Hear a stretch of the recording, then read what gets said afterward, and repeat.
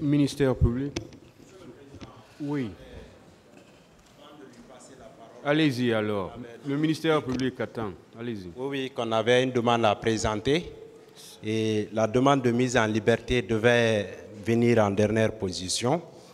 Conformément aux dispositions de l'article 422 du Code de procédure pénale, vous constaterez que notre client, M. Ibrahima Kamaradi Kalonzo, a cité des personnes comme témoins qui l'ont vu, qui sont allés le rendre visite au PM3.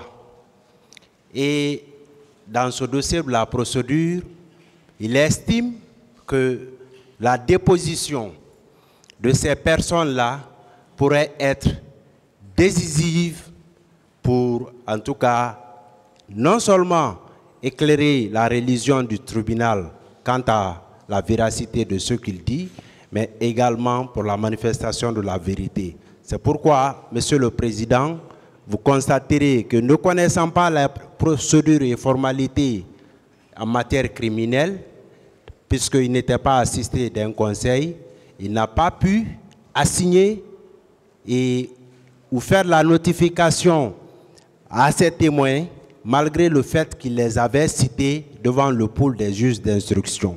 C'est pourquoi, en application de l'article 422 du Code de procédure pénale, Monsieur le Président, qui dispose les témoins appelés par le ministère public où les parties sont entendues dans le débat, même s'ils n'ont pas déposé à l'instruction ou s'ils n'ont pas été assignés ou notifiés conformément aux prescriptions de l'article 390. Vous constaterez que dans la liste des témoins dont vous avez fait lecture ici à l'ouverture de l'audience criminelle, que les témoins cités par les personnes citées par M. Ibrahima Kalonzo ne faisaient pas partie, puisqu'ils ne sachant pas quoi faire, nous, ayant été constitués à 24 heures de l'ouverture de l'audience, nous n'avions pas la possibilité de respecter les formalités prescrites par les dispositions de l'article 390 du Code de procédure pénale. C'est pourquoi, Monsieur le Président, nous sollicitons respectueusement qu'il vous plaise opportunément ordonner à ce que les témoins cités par notre client soient entendus et à titre de témoins dans la présente procédure. Et pour appuyer, Monsieur le Président, la demande de mise en liberté de M. Ibrahima Kamaradi Kalonzo. Dans la présente affaire, je ne devrais pas intervenir après Maître Salifou Beavogui, mais certainement on ne s'était pas compris. Et vous avez constaté dans ce dossier que, en réalité, il ne s'est retrouvé dans la procédure que par erreur, inattention. Ça peut arriver. La vie aussi est faite de beaucoup de choses, c'était son destin à lui. Mais à ce stade de la procédure, Monsieur le Président, vous constaterez, au regard des éléments du dossier, au regard de tout ce qui a été développé à cette barre, que le maintien en détention de M. Ibrahima Kamaradi Kalonzo ne constitue plus un moyen d'ailleurs quelconque de nature à entraver la manifestation de la vérité. Mais mieux, Monsieur le Président, comme vous le savez, en matière criminelle, le ministère public s'appuie souvent sur la notion de trouble à l'ordre public. Mais le trouble suppose un comportement ou un acte positif ou un acte d'omission. En ce qui concerne les événements du 28 septembre, Monsieur le Président, vous relèverez dans la présente procédure, au regard des éléments versés au dossier de la procédure, que M. Ibrahima Kalonzo n'a posé aucun acte de nature à troubler l'ordre public, encore moins, il ne s'est abstenu de poser un quelconque acte susceptible d'entraîner un quelconque trouble à l'ordre public. Nous estimons donc qu'avec ces éléments, son maintien en détention ne saurait nullement se justifier par une quelconque nécessité de maintien de l'ordre public. Monsieur le Président, ce dossier, en réalité, nous l'avons dit, et à ce stade de la procédure, M. Ibrahima Kamara est en service au haut commandement, il est opérationnel et il est le chef service des sports du haut commandement de la gendarmerie. Des sports, je voudrais dire, et à ce titre, il est disposé à comparaître, à se présenter à toute réquisition de la justice. Et il a toujours fait, malgré tout ce qui a été posé, tout ce qui a été fait, depuis sa première invitation devant le pôle des juges d'instruction, il s'est toujours présenté. C'est pourquoi nous sollicitons respectueusement qu'il vous plaise, puisque vous avez une mission aussi de justice. Justice à tous les niveaux, justice dans tous les cas de figure. Nous sommes face à une situation qui mérite aussi justice. En ordonnant sa mise en liberté, Monsieur le Président, honorables assesseurs, vous aurez sauvé une situation qui ne devrait pas être créée. Je vous remercie. Bon, ça, est-ce qu'on peut se limiter à... Parce que si tout le monde doit parler pour dire pratiquement la même chose... Monsieur le Président, s'il vous plaît, je ne vais pas durer. Un peu de mots. Monsieur le Président, le fait de vouloir faire venir des témoins n'est pas dans l'intention de créer des doutes par rapport au récit que l'accusé Ibrahima Kamara Kalonzo a fait devant vous. C'est juste pour avoir de la conformité, plus de certitude que réellement il n'était pas sur le lieu du 28 septembre, il était au PM3. Monsieur le Président, vous serez d'accord avec moi un peu de mots que ce procès des événements malheureux du 28 septembre est suivi partout en dehors du territoire national. Votre tribunal est là pour pouvoir situer les responsabilités et châtier ceux qui sont coupables par rapport à ces responsabilités. Mais votre tribunal aussi n'est pas là pour pouvoir garder des innocents en détention. C'est vrai qu'on peut supposer que c'est prématuré à ce stade que votre conviction soit assise, mais vu même que lui n'était pas sur le lieu, Monsieur le Président, vous connaissant très épris de justice, nous vous demandons très humblement d'ordonner sa mise à liberté. Je vous remercie. Le ministère public...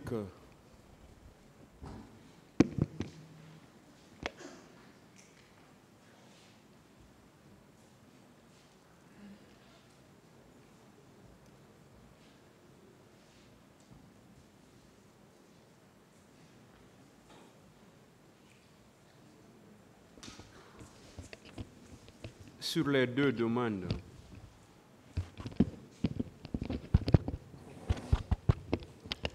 Merci, Monsieur le Président. Le parquet s'oppose à la mise en liberté de Ibrahima Kalonzo pour trois raisons fondamentales. La première, d'abord, nous considérons que cette demande est fondamentalement prématurée pour des raisons suivantes. M. Kalonzo lui-même a invoqué ici devant le tribunal certaines personnes qui, selon lui, sont ses témoins, qui n'ont pas encore déposé devant le tribunal. La seconde chose, les témoins ou le témoin qui l'accuse, qui pense l'avoir vu au stade du 28 septembre et qui a dit la même chose chez le pool des juges d'instruction, n'a pas également déposé devant le tribunal. Alors qu'en matière pénale, nous le savons, la preuve se fait par tous les moyens et le témoignage, c'est un mode de preuve. La disposition de l'article 497 du Code de procédure pénale, Monsieur le Président, vous dit que la preuve se fait par tous les moyens et le juge décide selon son intime conviction. C'est sa parole, c'est l'accusé qui dit ne pas être au stade, comme tout le monde, comme tous qui ont défilé ici.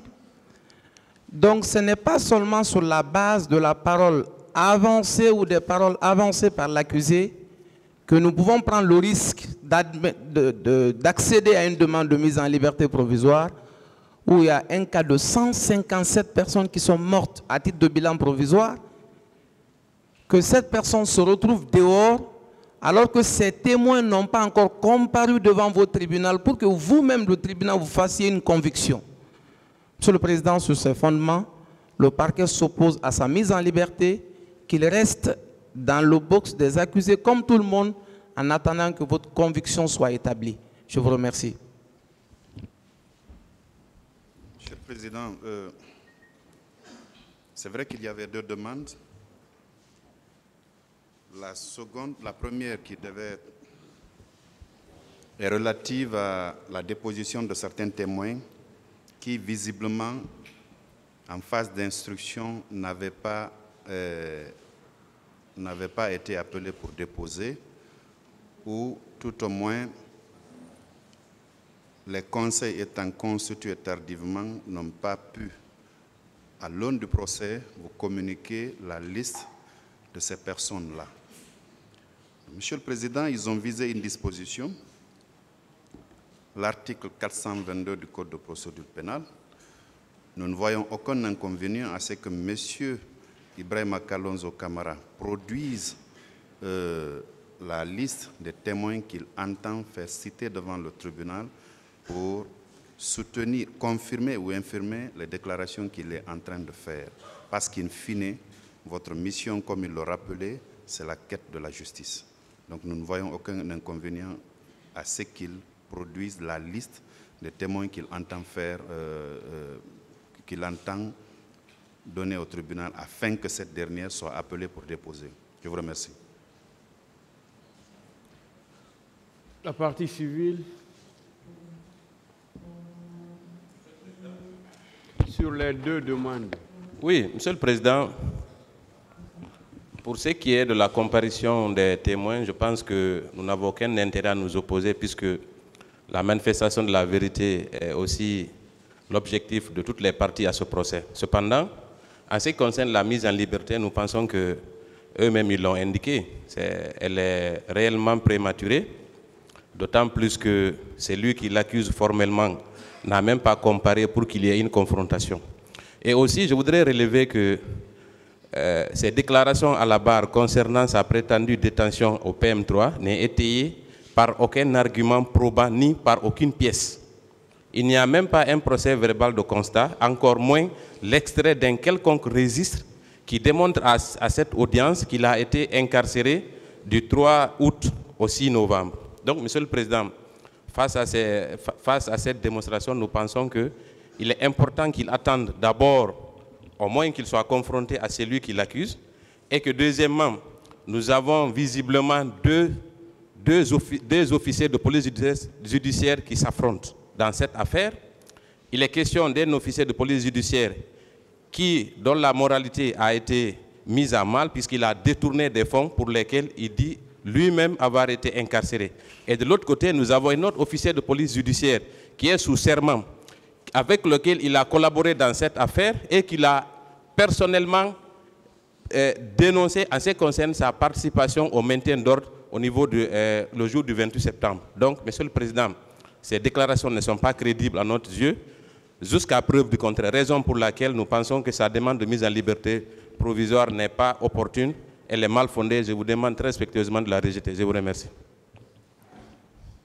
Les co-accusés, si on peut avoir un par... ou bien, vous n'avez rien à dire, même une soutenance.